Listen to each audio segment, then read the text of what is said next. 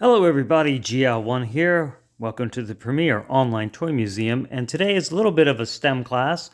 We're going to work with this experimental kit, remote control machines, and I built this ridiculous looking vehicle here, but I had a point for building it, and I wanted to show you a little bit about gear ratios, and what I wanted is a slow moving, high torque vehicle. And so what that requires is a small gear turning a large gear. So when a small gear turns, it only turns but so many times.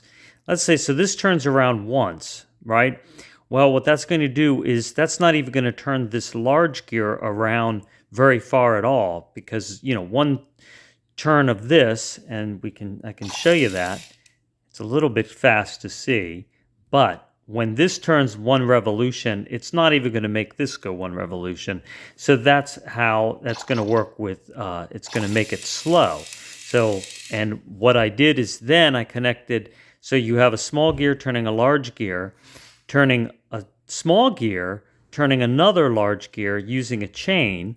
And then as you can see, the wheel moves very slow because really we've kept consistent small gear turning large gear. The steering mechanism, I wanted to experiment using a worm gear, and I tripled up on the steering gears here so that it wouldn't miss, because it tended to skip a lot. So I also, again, that's kind of slow. You can see the worm gear is moving quickly, but because the worm gear is moving quickly, but it's turning a larger gear, the blue gears don't move very fast in response. So this vehicle ends up being rather easy to control because it's slow moving.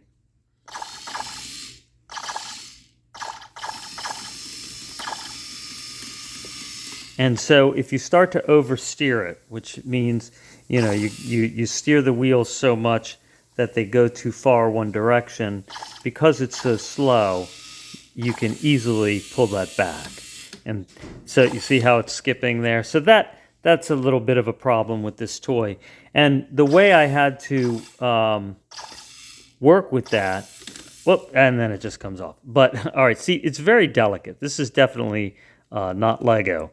But in order to get this to work, I had to put the gears on an angle to get the right tension, because when I had them squared up at a 90 degree to each other, it just wouldn't get enough tension really to work. And I had to do that with the back as well, with the gear for moving it. So if you look over here, so what I did is you have a gear. This is a gear that's meant to work on a 90 degree angle, and so is the orange one. If I put the gear just directly straight on, it tended to skip. So in order to get enough tension on it so it wouldn't skip, I devised a way of having this on an angle. So it's on an angle to another gear, and then it got enough tension to move. And so it's very slow, but just a fun little experiment on how you can make a fully functional, radio-controlled vehicle using this kit. It's just slow, right? All right, well, thanks for watching, and if you can get one of these, I think you can find them clearance in various places, all kinds of things you can build with it. I recommend always taking a battery out, or taking all the batteries out, so that it doesn't the batteries don't lose power while they're just sitting inside the unit. All right, and it uses an infrared controller, so it has to be, this infrared transmitter has to be in the line of sight of this infrared receiver. So it's not a radio frequency where you can point the remote anywhere. You have to actually point it at this receiver here. All right, well, thanks for watching, and I'll talk to you soon. Take care.